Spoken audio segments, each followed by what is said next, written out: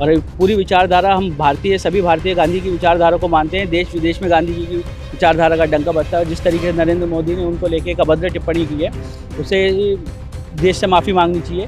तो आज 75 साल की उम्र नरेंद्र मोदी जी की हो चुकी है, उन्हें भी रिटायर हो जाना चाहिए। उनका भी मानसिक संतुलन ठीक नहीं है। जिस तरह की उन्होंने बात महात्मा गांधी हमारे राष्ट्रपिता बापू जी के बारे में की है। मोदी जी जो भी बयान दिए वो तो बोलते थे कि मैं फकीर हूँ, मैं झोला उठा कर लेकर चल दूंगा, लेकिन अब तो ये ऐसा भी नहीं कर पाएंगे।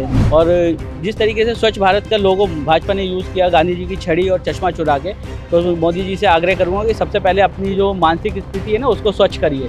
वो महात्मा गांधी जी के बारे में बात करते हैं तो फिट हैं, वो मंगलसूत्र की बात करते हैं तो फिट हैं, वो बात करते हैं अग्निवीर पे तो फिट है, वो बात करते हैं हमारी भैंसों की तो फिट है, वो कहते हैं कि ज़्यादा बच्चों वालों को आपकी प्रॉपर्टी दे दी तो फिट है।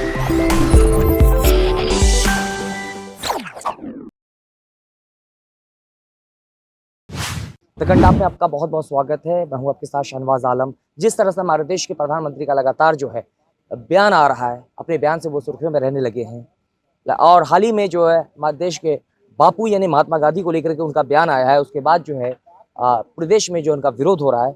कैसे देखते हैं हमारे देश के जो प्रधानमंत्री कभी खुद को भगवान बताते हैं, अब तो वो हमारे जो बापू का देश कहलाता है। महात्मा गांधी के बारे में उन्होंने कहा कि जो 1982 में भी जो मूवी आई उसके बाद ही बापू को जो है देश विदेश में लोग जानना शुरू किए। देखिए, इस बयान से ये तो साफ हो गया कि नरेंद्र मोदी जी का जो मानसिक संतुलन है वो पूरी तरह बिगड़ चुका है। क्योंकि महात्मा गांधी जो है वो एक व्यक्ति नहीं, अपने आप में एक विचारधारा है।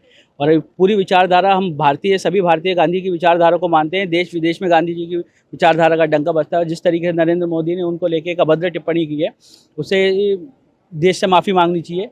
और जिस तरीके से स्वच्छ भारत का लोगो भाजपा ने यूज़ किया गांधी जी की छड़ी और चश्मा चुरा के, तो मोदी जी से आग्रह करूंगा कि सबसे पहले अपनी जो मानसिक स्थिति है ना उसको स्वच्छ करिए। क्योंकि जो गांधी जी के लिए इतने अभद्र टिप्पणी, पता नहीं, मुझे नहीं पता उनकी क्या मानसिकता थी, क्या उन्होंने पूरी सुनियोजित प्रायोजित करके इस तरीके का बयान दिया है। लेकिन उन्हें देश से माफ़ी मांगनी चाहिए। बहुत ही निंदनीय और शर्मनाक बयान है। लेकिन मोदी जी जो है वो भी जो है कहीं ना कहीं जो हम महात्मा गांधी से प्रेरित हैं, उनके बारे में तो हम कभी अभद्र टिप्पणी नहीं किया, लेकिन अभी जो चुनाव के वक्त में किया, तो क्या लगता है कहीं ना कहीं जो है वोट को पोलराइज करने के लिए ऐसा किया गया? देखिए, ये उनकी बौखलाहट है। मोदी जी को पता है कि भाजपा का सुपड़ा साफ होने जा रहा है 4 जून को, इसलिए कभी मंगलसूत्र पे बयानबाजी करते हैं, कभी भैंस पे बयानबाजी करते हैं, कभी मछली पे, कभी मीट पे, इस तरीके के बयान देते हैं कि कभी मुजरा, यहाँ तक कि उनको मुजरा तक पे आना पड़ गया। अब देखिए ना कि प्रधानमंत्री ने अपने पद की गरिमा को खो के किस तरीके से अपने वाक्यों का चयन कर रहे हैं, शब्दों का चयन कर रहे हैं। अब बात यहाँ तक आ गई, बौखलाहट यहाँ तक पहुँच गई है कि राष्ट्रपिता महात्मा गांधी को पे भी उनको टिप्पणी करनी पड़ी। और महात्मा गांधी जी की जो है वो किसी फिल्म के मोहताज नहीं है।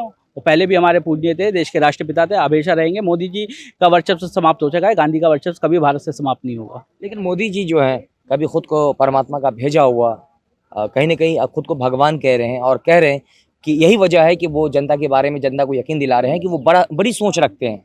नहीं, देखिए, मैं आपको एक बात बताता हूँ। जिस तरह से 2019 में उन्होंने बोला था कि 75 साल के बाद सांसद रिटायर हो जाना चाहिए क्योंकि उसका मानसिक संतुलन ठीक नहीं रहता, तो उन्होंने जैसे कि अडवाणी जी को साइड किया, मुरली मनोहर जोशी जी को साइड किया, और भी बहुत से लोगों को 75 साल के बाद रिटायर कर दिया। तो आज 75 साल की उम्र नरेंद्र मोदी जी की हो चुकी है, उन्हें भी रिटायर हो जाना चाहिए। उनका भी मानसिक संतुलन ठीक नहीं है। जिस तरह की उन्होंने बात महात्मा गांधी हमारे राष्ट्रपिता बापू जी के बारे में की है, वो शांतिप्रिय है, वो शांतिप्रिय इंसान थे और उन्होंने देश को आज़ाद कराने में अहम भूमिका उनकी रही, आप जानते हैं। लेकिन मोदी जी के बारे में तो कहा जा रहा है कि वो अभी भी फिट है और देश की सेवा कर सकते हैं। दिख तो रहा है फिट है। वो महात्मा गांधी जी के बारे में बात करते हैं तो फिट हैं, वो मंगलसूत्र की बात करते हैं तो फिट हैं, वो बात करते हैं अग्निवीर पे तो फिट है, वो बात करते हैं हमारी भैंसों की तो फिट हैं, वो कहते हैं कि ज़्यादा बच्चों वालों को आपकी प्रॉपर्टी दे दी तो फिट है। अरे फिट नहीं है भैया। उन्होंने खुद ने बोला 75 साल के बाद रिटायर हो जाना चाहिए, उनको रिटायर हो जाना चाहिए और प्रधानमंत्री पद से इस्तीफा दे और कोई और आए। तो राष्ट्रपिता महात्मा गांधी के ऊपर जो उनका टिप्पणी था, तो क्या लगता है हर जगह विरोध किया जा रहा है, तो उनको 140 करोड़ की जनसंख्या है हिंदुस्तान की, जो आज इनसे नाराज है इस बयान के बाद। आज मैं आपको आपके चैनल से माध्यम से एक बात बता दूं कि अगर यही बयान पहले चरण में या पहले चरण से पहले दिया होता तो आज इनकी 400 पार की बात करें, 4 सीट आने की स्थिति नहीं होती। लेकिन 6 चरण के जो मतदान हो चुके हैं उसके बाद जो इनका बयान आया है, तो क्या लग रहा है, वो सोच रहे हैं कि अब जो है ये इस बयान से कुछ असर नहीं होगा जनता के? हाँ, वो उन्हें पता है ना, वोट तो पड़ चुका है। अगर आपका वोट पड़ चुका है, उनको पता है कि आप हार रहे हैं, तो उल जलूल बयान उन्होंने देना शुरू कर दिया है। तो इसमें कोई बड़ी बात नहीं है, इनका मानसिक संतुलन खो चुका है। बाकी बापूजी के लिए ऐसी बात करना, ये गोडसेवादी लोग हैं, ये गोडसे जिंदाबाद करने वाले लोग हैं। ये महात्मा गांधी जिंदा करने वाले लोग नहीं है, जिंदाबाद करने वाले लोग नहीं है। वोट मांगते हैं महात्मा गांधी के नाम पर, जिंदाबाद करते हैं गोडसे की। तो मेरा कहने का मतलब यही है कि इनका अब इन्हें रिटायर हो जाना चाहिए और अपना झोला उठा के फकीर है चला जाना चाहिए, या फिर कहीं चाय की दुकान खोल लेनी चाहिए। लेकिन आप लोग जो अभी ये जितने भी लोग हैं यहाँ पर थे, इंडियन यूथ कांग्रेस के कार्यकर्ता थे, वो यहाँ पे प्रोटेस्ट कर रहे हैं, तो क्या मांग कर रहे हैं? देखिए, हम बड़ा शांतिपूर्ण प्रोटेस्ट कर रहे हैं और बड़े ही शांतिपूर्ण हमने प्रोटेस्ट किया है। तो हम उनकी तरह अहिंसावादी लोग हैं नहीं, हम गांधीवादी लोग हैं, गांधी जी के विचारों पर चलने वाले लोग हैं। हम अहिंसावादी लोग नहीं हैं, हम हिंसावादी लोग नहीं, अहिंसावादी लोग हैं। तो हम बड़े शांतिपूर्ण हमने प्रोटेस्ट किया है और हम बहुत ही शांत स्वभाव के लोग हैं।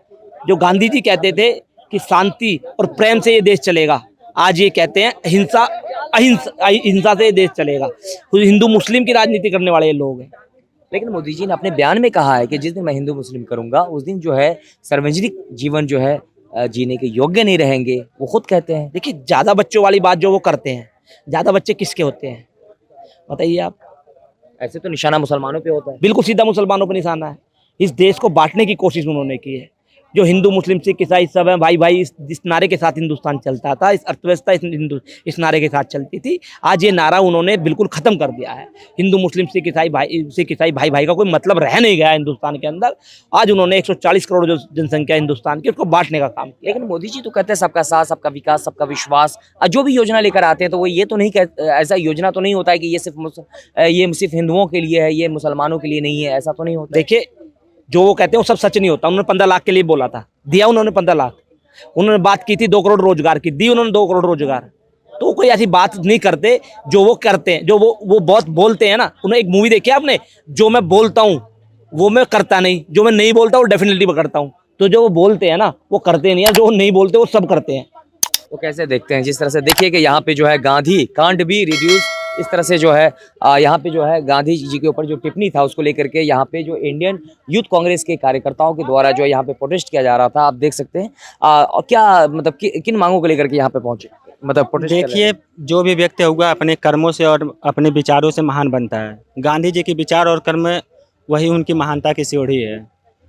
मोदी जी जो भी बयान दिए वो तो बोलते थे कि मैं फकीर हूँ, मैं झोला उठा कर लेकर चल दूंगा, लेकिन अब तो ये ऐसा भी नहीं कर पाएंगे।